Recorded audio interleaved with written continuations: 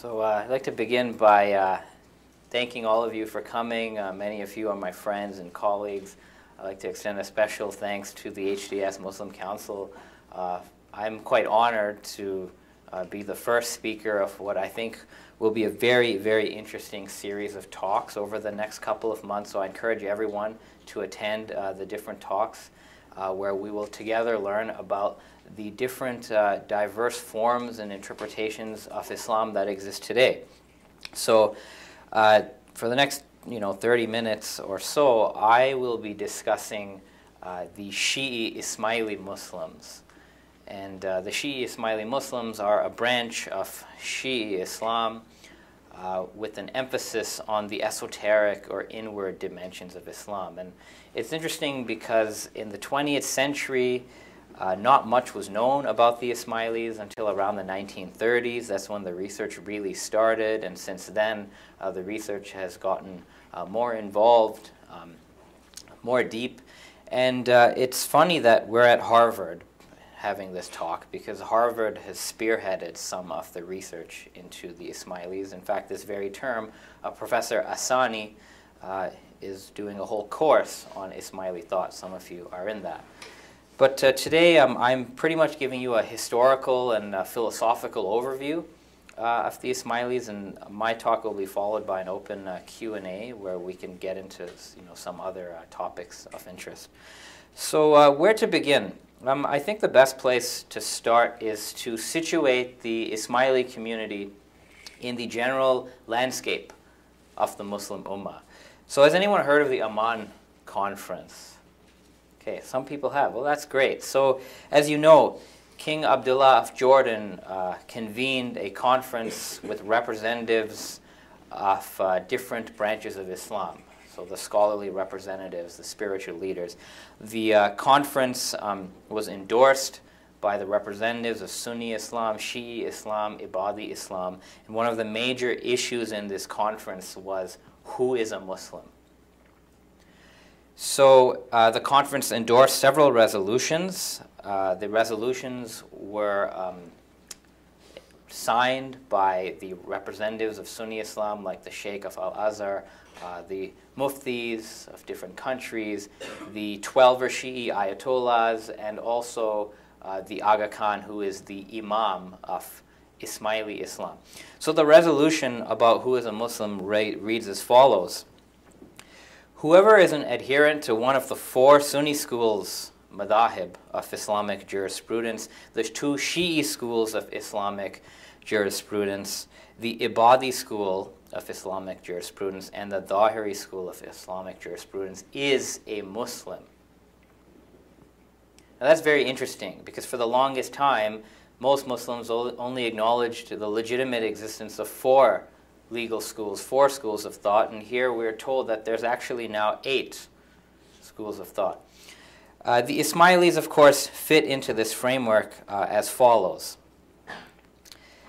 In the Shi'i branch, you have the Zaydi school and the Jafari or Imami school of thought, and the Ismailis are one of the sub-branches of the Jafari school. This was also made clear by a letter that the Aga Khan, the Imam of the Ismailis, wrote to this conference, and it was read out at the conference before everyone, and that letter clearly states, the Aga Khan speaking on behalf of the Ismailis, quote, "Our historic adherence is to the Jafari madhab and the other madahib of close affinity," and it continues under the leadership of the hereditary Ismaili Imam. Now, the reason why I'm pointing this out is because today we are often, as Muslims, dialoguing with one another. And I'm not saying it happens at HDS, but probably in many other places. There are always charges of kufr or apostasy being thrown around, one Muslim telling another, you're not Muslim because of X. But this conference clearly establishes that any adherent of these 8 schools or a sub-branch of these 8 schools is a Muslim, and really that's all there is to it. And that sort of marginalization that we see is simply no longer called for, according to the consensus of the Muslim Ummah. And I just began with that because this is sort of where we are today. This is about Islamic diversity, and I think that the HDS Muslim Council, in all its activities, but particularly with this series, is really following the spirit of what this conference was about. So we should be proud of that as a student body. So now I'm going to explain about the sort of basis and general principles of the Ismailis. And to do that, we need to sort of think about and go back to the authority of the Prophet Muhammad, of course, who is recognized by all Muslims. You know, the unity point for all Muslims is the beloved Prophet. Interestingly, the divergence in interpretation in Islamic history comes after the death of the Prophet, and that divergence was due to interpretations of authority. So I've just put some Quranic references here for you, different verses that tell us about the scope of Muhammad's authority. So on one hand, he is the messenger of God, and he brings revelation. But following from that, Muhammad was also the supreme judge, the supreme arbiter for all his community. As the Quran says, he who obeys the messenger obeys God. Following from that, the Prophet Muhammad was also the guide of the Muslims to the straight path, which the Quran explicitly says. Not only did Muhammad serve as the vehicle for revelation, it was part of his job to interpret the revelation, to make clear what has been sent down.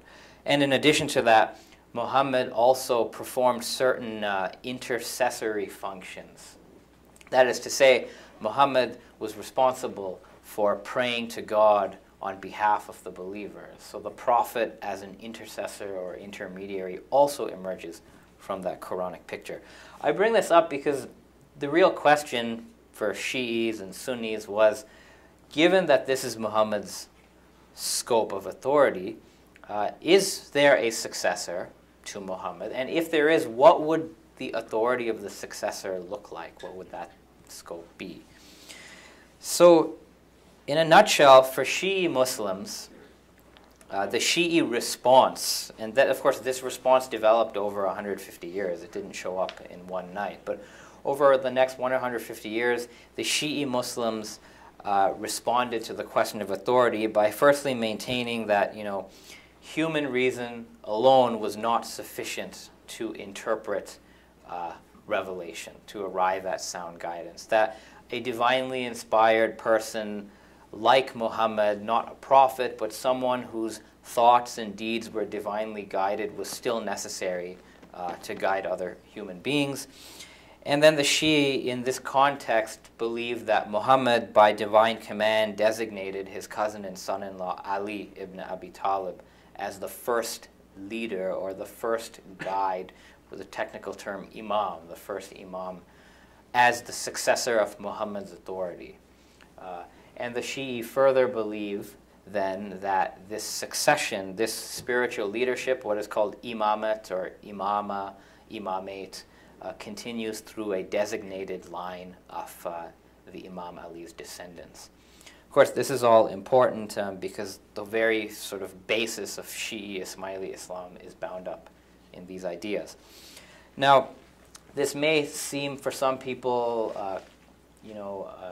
in sort of a far-fetched idea, and one would ask, where does this come from? What is the basis? So very quickly, I just share with you the basis for Shi'i ideas in general. One is Imam Ali's, biographical information.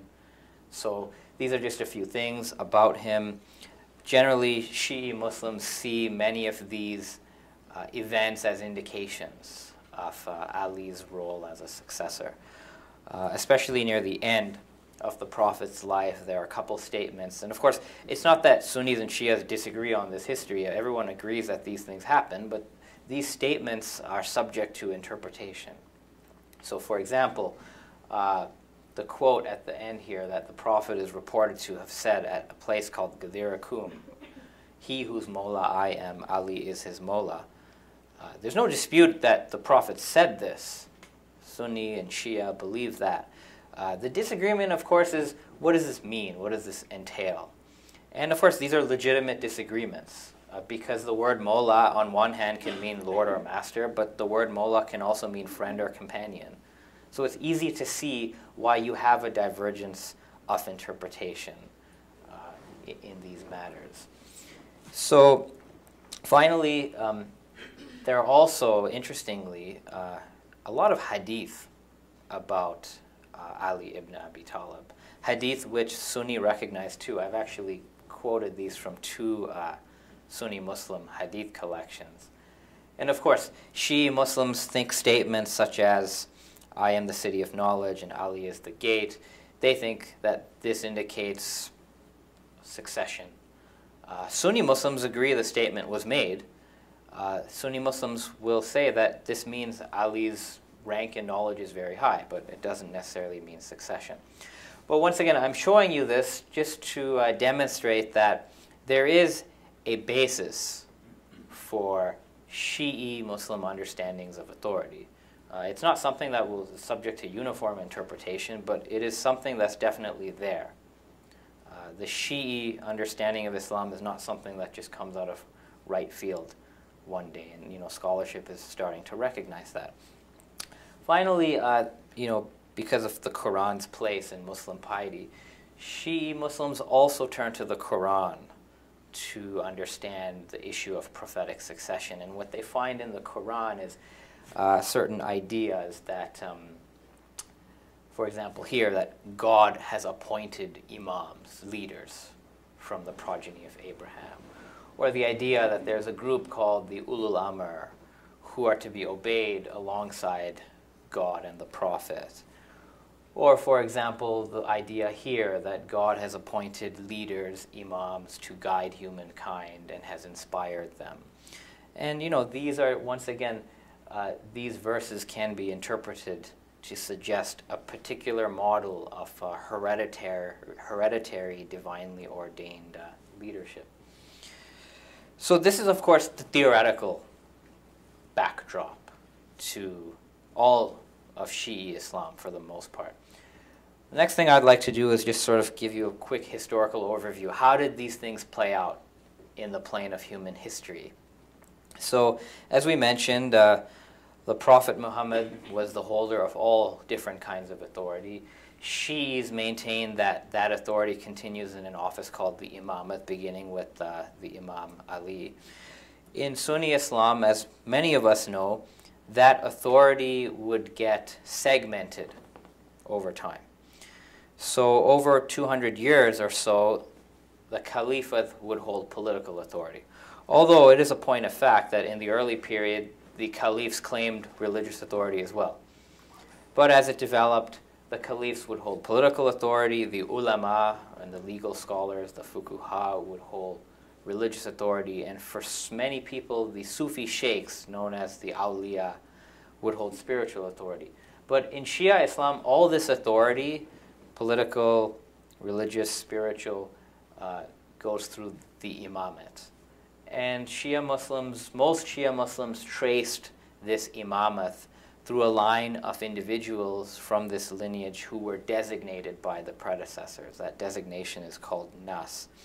So what happened is that Shia Muslims would eventually divide themselves because different sons of an imam would claim authority. So after the death of the fifth imam, Ja'far al-Sadiq, the Shia community at that time split into two because one group of Imam Ja'far's followers recognized his son Ismail as the imam, as the spiritual guide after him.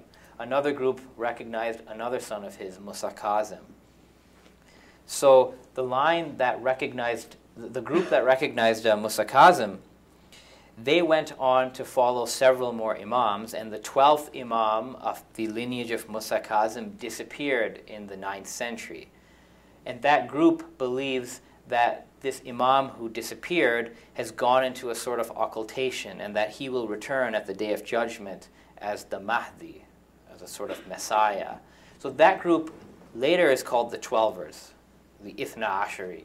And usually the term Shia gets used for them. But technically, there are at least two Imami Shia groups. The other group, which followed Ismail, is known as the Ismailis. And that's how it connects to today. So during the same time, the Ismaili Imams, so the descendants of Ismail, to avoid the persecution of the Abbasid caliphs, had to live in concealment, hidden from the public for about 100 years or so. while they did that, they sent out missionaries or da'is throughout the Muslim world to teach and preach the Ismaili interpretation of Islam. And this culminated in the beginning of the 10th century, where the 11th Imam of the Ismaili line, Abdullah al-Mahdi, established and founded the Fatimid Caliphate. And that's significant because the Fatimid Caliphate is the first time that a Shi'i dynasty of descendants of Ali ibn Abi Talib could forward a claim to both political and religious authority. So they became the rival of the Abbasid caliphs. And this is just an example of an Ismaili contribution to the Muslim world. Al-Azhar, which is the background of the poster for this event, was built by the Fatimids. It's ironic, today it's a center of Sunni learning, but it began as a center of Shi'i Ismaili learning. So that line of Imamat continued through these Fatimid Imam caliphs. And with the Imam Mustansir Billah, you have another schism, because groups disagree over who the successor to the Imamat of Mustansir Billah should be. So one group followed his elder son Nizar, another group followed his younger son Musta'ali. The Musta'ali line continued for 2 generations, and the 21st Imam of the Musta'ali line disappeared. So the Musta'alian Ismailis believe that their line of Imams has gone into a perpetual concealment, but it will reemerge one day in the future. And in that period, the Musta'alian Ismaili lineage of Imams is represented by a chief missionary called the Da'i al-Mutlaq.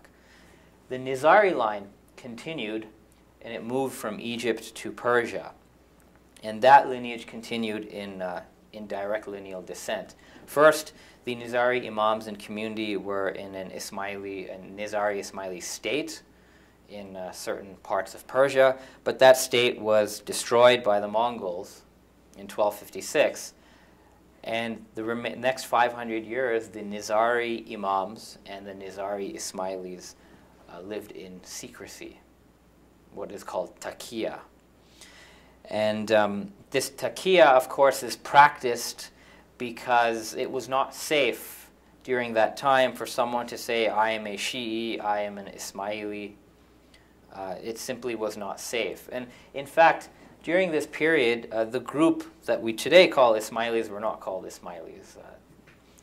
The group who followed the Nizari Imams refer to themselves as the rightly guided Dawah. It's only in modern times that we're now calling them Ismailis. So the 46th Imam of the Nizari line, he sort of came out of this concealment in Iran or Persia, and he was given the title of Aga Khan. Aga Khan is a secular title, though, but that title, beginning with the 46th Imam, became hereditary. So the 46th Imam is Hassan Ali Shah Aga Khan I. His successor, his son, is Shah Ali Shah Aga Khan II. Then his successor, the 48th Imam, is Imam Sultan Muhammad Shah Aga Khan III. And it is with him that the Ismaili community really came into publicity during the 20th century. And we'll talk a little bit about, we'll talk a bit more about him later.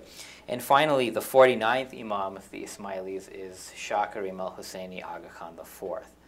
For this reason, many people today call the Ismailis Aga Khanis, but that would be an incorrect term since the title Aga Khan is a purely political title. It's not a religious title per se. So after the historical overview, I just thought I'd spend a little bit of time on, okay, given that you have this notion of an imamat amongst the Ismailis, and going forward I'm going to be dealing with the Nizari Ismailis, not the Musta'alian Ismailis, for whom the Imams are hidden, are concealed. So what are the functions of the Imam? And essentially, the Shi'i belief is that all of the functions of the Prophet Muhammad, which I've sort of listed here, continue in the person of the Imam, except the function of revelation. So Muhammad is the last prophet, revelation ends, but the Imam continues to be the authority. The Imam continues to be the spiritual guide. And most importantly, the Imam continues to be the intercessor. So for example, it's very common for Shi'i Muslims all over, for those that where the Imam is hidden, they go to different shrines and they ask for the blessings of their Imams. This happens in Iran. In fact, the shrine of the 12er Imam, Imam al-Ridha, who is like the 8th Imam of the 12ers, is actually gets more visitations than Mecca and Medina for Hajj. In the Ismaili tradition, it's very common for Ismaili murids to seek the blessings of the Imams as well, such as the greeting that you find amongst many Shias today, Ya Ali Madad, which literally means, O Ali, help. And what that is that's an invocation of the role of the Imam as an intermediary between God and the believers. And what we have to realize that that role of intercessor was also played by Muhammad himself. So from now, I'm going to move on, and I'm just going to give you a little bit of a rundown of dimensions or aspects of Ismaili thought. So as you know, every branch of Muslims has a certain worldview. And those worldviews have been articulated by different thinkers, theologians, philosophers. So I'm just going to give you a few snippets of aspects of the worldview that historically the Ismailis had been discussing in their texts. So one aspect is the idea of esotericism. What that means is that the Quran, the cosmos, ritual, law, has deeper layers of meaning than the literal. So the literal meaning, the surface meaning is called Zahir, but the deeper meanings are called Batin. And this quote from Imam Ja'far al-Sadiq basically says that there's a Zahir, an outer meaning, there's a Batin, an inner meaning, and there's even a Batin, an inner meaning beyond the inner meaning. So you get the idea of different ranks of knowledge.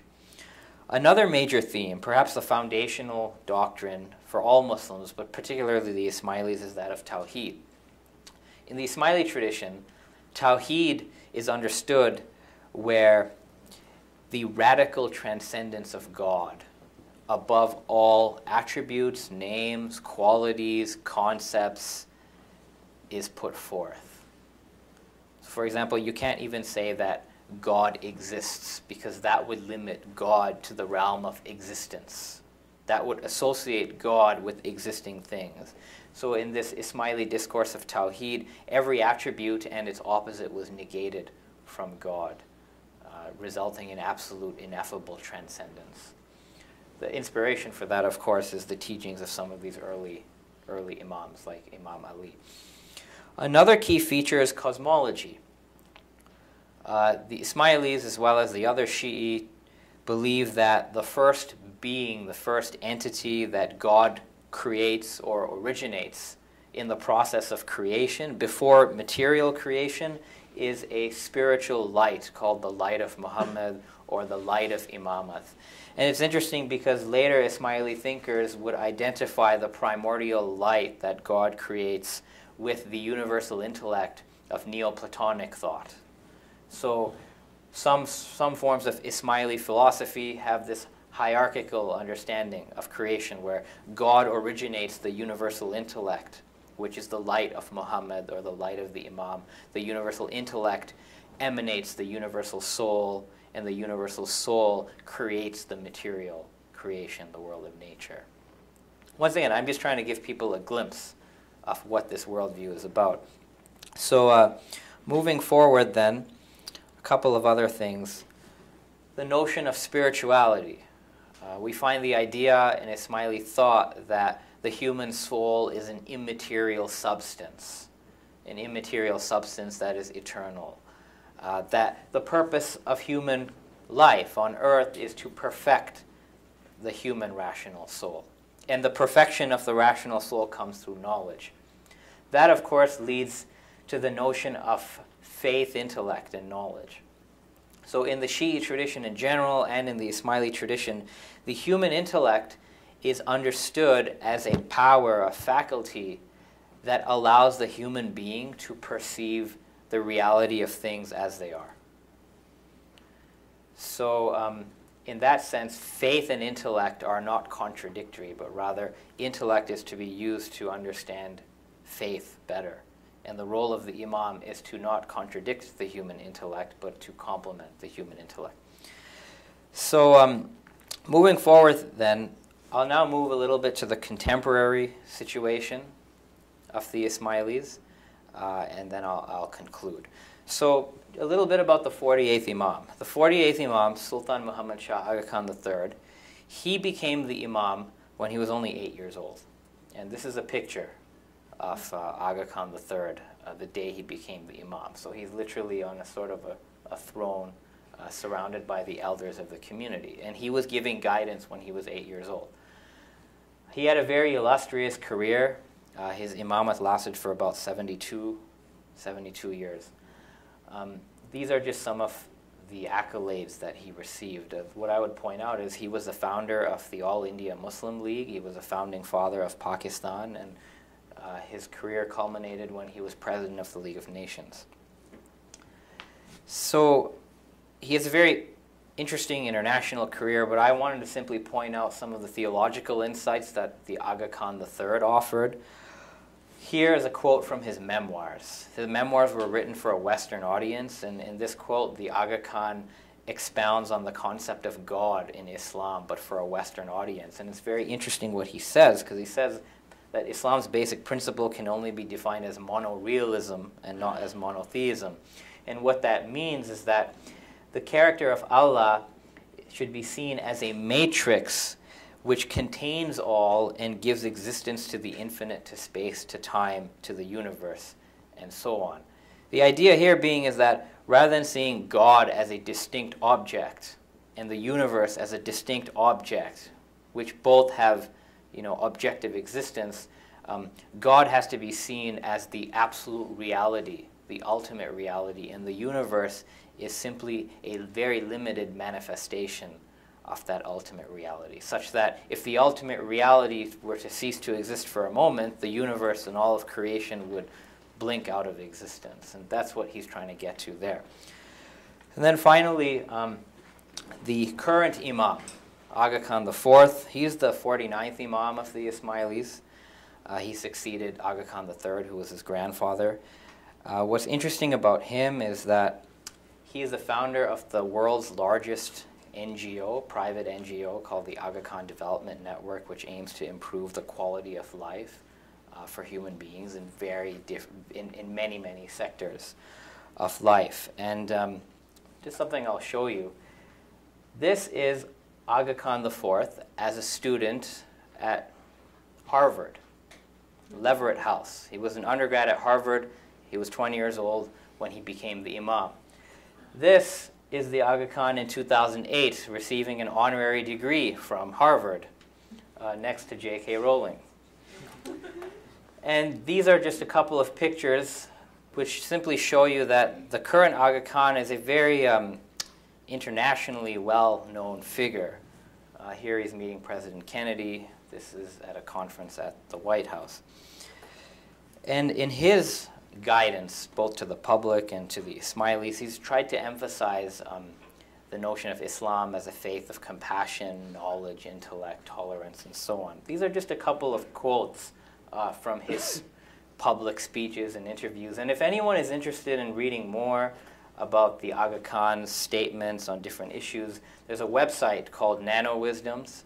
It's nanowisdoms.org. It's a searchable database of all the public speeches of the Aga Khans. So the last thing I'll mention very quickly, the Aga Khan Development Network, these are a list of its different agencies. So for example, AKA is Aga Khan Academy, AKHS is Aga Khan Health Services, but this is not simply philanthropy. In the mind of the Imam, the different agencies here are manifestations of Islamic ethics. So the work of the current Aga Khan through the AKDN is to bring social justice through the embodiment of Islamic ethics. So to close then, I thought since I began with the notion of Muslim diversity, I'll just end by quoting you just the end of the Aga Khan's letter to the Amman conference. And he says at the end, about the Ismailis, in keeping with our historic tradition of ever-abiding commitment to Muslim unity, we reaffirm our respect for the historical interpretation of Islam by our brother Muslims as an equally earnest endeavor to practice the faith in Allah and to emulate the example of our Holy Prophet, may peace be upon him, which illuminates Muslim lives and which, inshallah, will elevate all Muslim souls. So thank you very much for your time.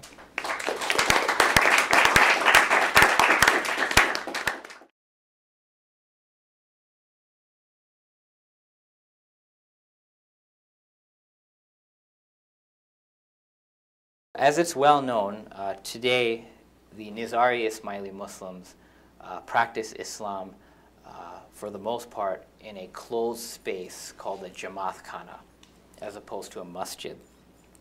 Now historically, Ismaili ritual practice has had two components. One component was practices that the whole Ummah tends to observe, practices of the Sharia, but then in addition to those, the Ismailis practiced certain private rituals that were particular to their esoteric tradition.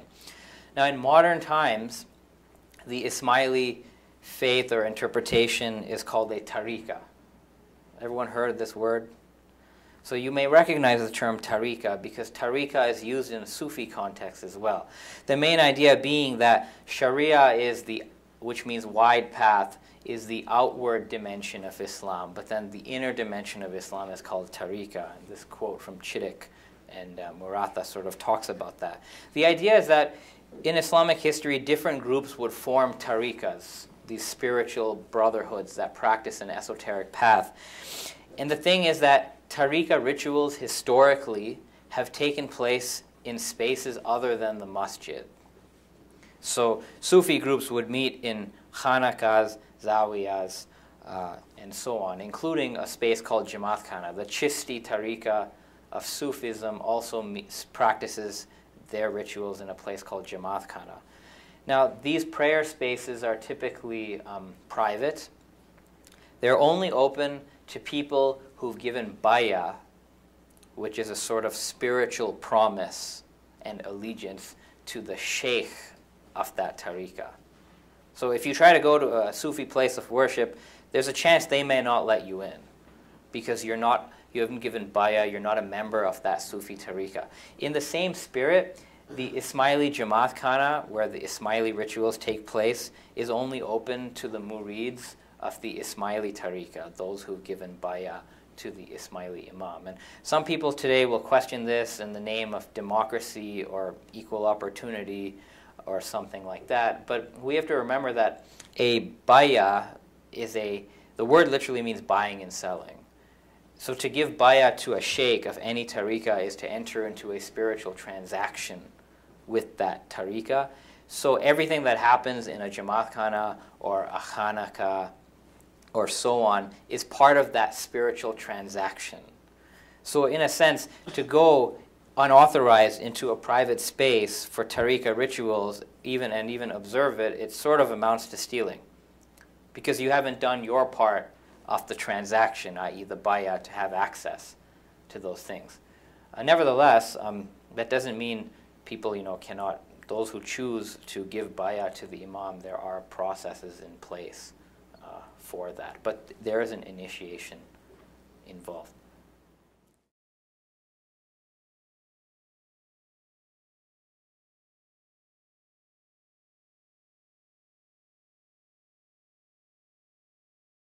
I think that in the past, especially during the 10th century and 11th century, during the Fatimid period, there was definitely an ambition on the part of the Ismaili Imams to have political authority, to establish sort of a just society based on their vision, which they tried to do. But this, of course, this was not tenable at the end of the day because it's difficult for a minority to rule politically over a majority.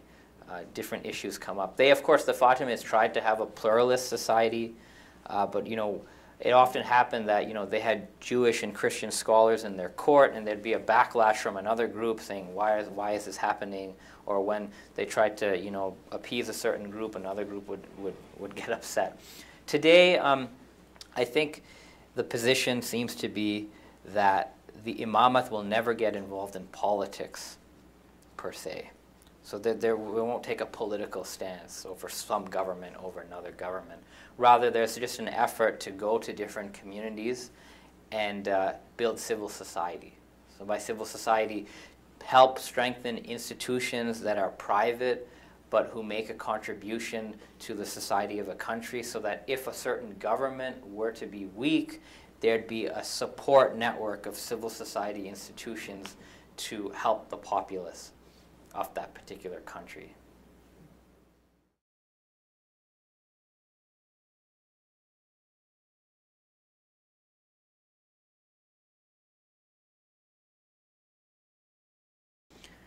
So before the Aga Khan gives a farman, the Aga Khan will visit a country where there's a community present, and there'll be a special gathering of Ismaili Muslims in the presence of the Aga Khan. It'll be a closed gathering, so I can show a little picture. So sometimes this happens in private. Sometimes it happens in public. So in some ways, and I'm only going off this because it sort of speaks to our general understanding. Among the different pillars of Islam, for Sunnis it's 5, for Ismailis it was historically 7. One of the pillars was Hajj. So generally speaking, the Ismailis practice the outer form of that pillar, but they also have an esoteric understanding of that pillar, which they practice in a different form as well. So with respect to Hajj, in the Ismaili tradition as a whole, there was this idea that the outer Hajj, the exoteric Hajj, is to Mecca. But then there's an esoteric pilgrimage, which is not to Mecca, but to the Imam. And in many ways, the sentiment associated that Muslims associate with Hajj to Mecca, the Ismailis associate that with the opportunity to be in the presence of the Aga Khan, the present Imam. So this, for example, is just a picture. This is in Tajikistan in the 1990s, where the Imam went to see his community there after like very, very long time. This took place in public, but sometimes it takes place in private. So what usually happens is that the Imam gathers with the Jamaat, and the Imam will actually, because there's like thousands of people gathered, and to have a glimpse of the Imam, even physically, is seen to be a means of barakah. So first what the Imam will do is he'll actually walk through this gathering of people. There'll be like a walkway for him, and as he walks, everyone will get a chance to see the Imam. It's a very emotional moment for Ismaili Muslims. Then, when that part is done, the Imam goes to a platform, a dais, or a stage. There'll be a microphone set up, and he'll give an impromptu address. That is what is today called farman. In that farman, the Imam usually begins by giving his prayers and blessings to all those who have come. Just like in a Sufi tariqah, in the Ismaili tariqah, the individual murid is called the spiritual child of the Imam. So the Imam will address the community not as my community, but as, in his words, my beloved spiritual children. So the farman will begin with like that. And then as to what the farman has in it, that very much varies. Half the time the Imam will give practical guidance. For example, sometimes the Imam will say, okay, there's a recession on right now, and I would advise my spiritual children to be discreet in how they're living their life. So sometimes guidance can be on practical matters. Sometimes the guidance will be on spiritual matters. So for example, things like regularity in prayer, continuous remembrance of God throughout the day, the maintenance of ethical behavior, that will also be part of the content of a farman. So there's really no like blueprint. It's very different from some of these standard like addresses that other Muslim leaders will see, and there's certain protocols. The farman is a completely impromptu address. The imam doesn't come with a piece of paper. He just speaks spontaneously. And that farman is transcribed by someone. And that transcription of the farman is read in Ismaili Jamaat khanas on a daily basis. So part of the experience of an Ismaili in his Jamaat khana, in between evening prayers, for example, a farman will be read out. So the guidance, the idea is that the guidance of the imam is being sort of reaffirmed.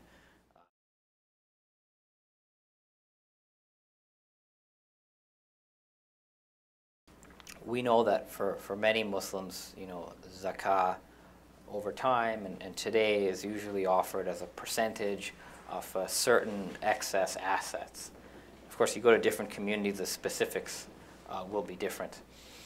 In the Ismaili community today, what is called zakah and what 12er Shi'i is called khums, that is sort of one offering. And that, for Ismailis today, is usually between 10 and 12.5% of one's income. It's a little bit different. And that offering, whether one calls it zakah today, many Ismailis call it dasond, which is like Sanskrit for 1/10. That is offered to the imam, and the imam serves as the custodian, the administrator of the community offerings. There's a misconception that, you know, the Aga Khan receives offerings from his community and then spends it like for personal wealth. And that is simply not true, actually. And you know, for anyone who sort of questions about that, there are public statements by the Aga Khans, the last two Aga Khans, where they say, and I'm just showing you here, I won't read it, but there's a very clear distinction between what you would call community or institutional income, which the imam as a trustee spends on community issues, such as a building of a Jamaat khana, or you know, some of the development activities, and the imam's personal wealth. So there's a clear line there. But I would say the spirit of the Ismaili form of zakah and the other forms of zakah are the same. The whole idea is service to humanity. And it's simply the vehicle that's different. If other communities who had other Shi'i communities, if they had a Shi'i imam present, they would be giving khums and zakah to them. So with that, I'm going to thank you all for your time in being with us today, and I'm going to hand it over to Fatima.